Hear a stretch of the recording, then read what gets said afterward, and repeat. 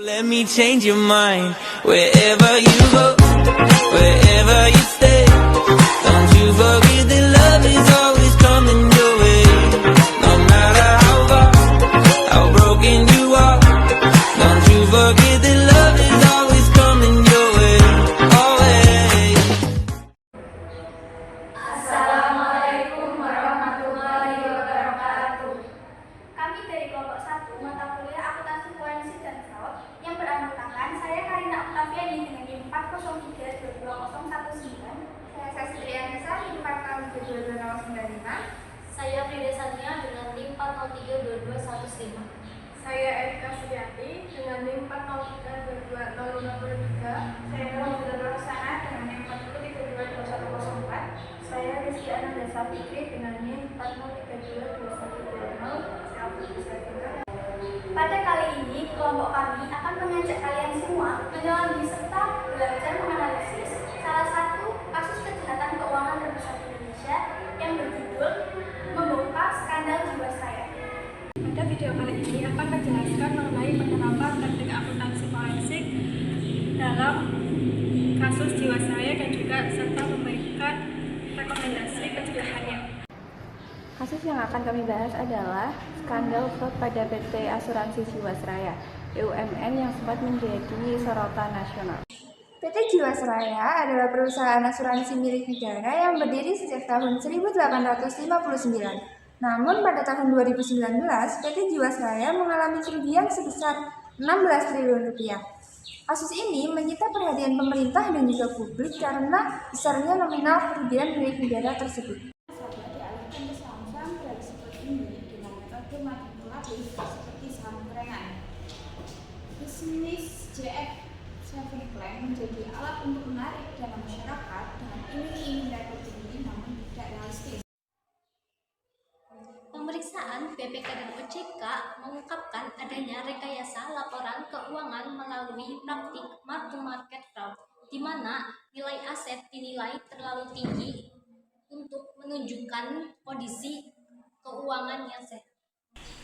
Modus fraud ini ternyata tidak hanya dilakukan oleh segelintir orang di Jiwasraya saja, tetapi pihak manajer investasi, pihak sekuritas, dan pemilik usaha-usaha besar juga ikut terlibat dalam kasus ini.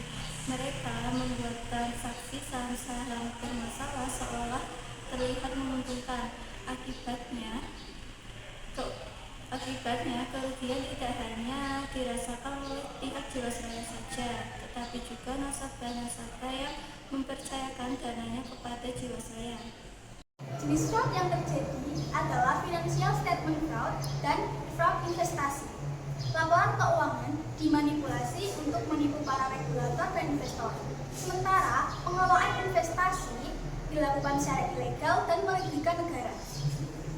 Pelaku menaikkan harga saham secara manipulatif, kemudian dijual lagi setelah nilainya tinggi, dan juga melakukan window dressing dalam laporan keuangannya untuk menyembunyikan kerugiannya. Dampaknya sangat luar biasa besar. Negara mengalami kerugian hingga belasan triliun rupiah. Ribuan nasabah tidak bisa mencairkan dana, dan kepercayaan publik terhadap BUMN semakin menurun drastis. Untuk menganalisis kasus ini, kami menggunakan beberapa teknik akuntansi forensik. Yang pertama yaitu teknik analisis horizontal dan vertikal pada penyajian laporan keuangan. Yang kedua adalah teknik Clifford's Law untuk mendeteksi distribusi angka yang tidak wajar. Yang ketiga adalah analisis rasio keuangan. Dan yang terakhir adalah teknik digital forensik yang digunakan untuk menelusuri transaksi mencurigakan yang tidak wajar secara elektronik.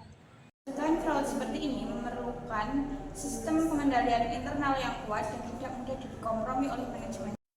Pemeriksaan oleh auditor eksternal dan penggunaan sistem pelaporan whistleblower yang terlindungi bisa menjadi senjata penting untuk deteksi dini. Kemudian, penerapan teknologi AI atau kecerdasan buatan perlu menjadi prioritas. Fraud keuangan yang terjadi di Jiwasraya melibatkan transaksi dalam jumlah yang besar dan kompleks. Untuk memeriksa data keuangan secara manual menjadi terbukti tidak efisien dan rawan kesalahan. Oleh karena itu, AI hadir untuk membantu kita mengidentifikasi transaksi-transaksi yang terjadi di atas rata-rata normal.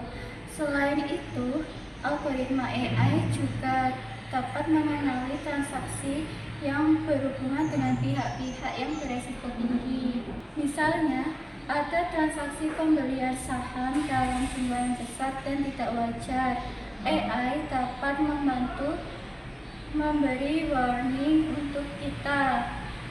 Oleh karena itu, AI menjadi hal yang perlu menjadi prioritas bagi perusahaan BUMN dan perusahaan-perusahaan besar lainnya dalam mengatasi fraud. Pendidikan etika dan transparansi juga sangat penting. Perusahaan juga harus membangun budaya integritas dan bukan hanya sekedar mengejar profit. Kasus Jiwasraya menjadi bukti bahwa fraud bisa saja terjadi pada institusi besar. Nah, maka dari itu, disinilah peran penting akuntansi forensik dan fraud dibutuhkan untuk mengatasi masalah tersebut. Terima kasih telah menonton, semoga video ini bermanfaat dan bisa menambah wawasan kalian tentang dunia akuntansi forensik dan fraud. Sampai jumpa di video selanjutnya. दिन के आशा से अरे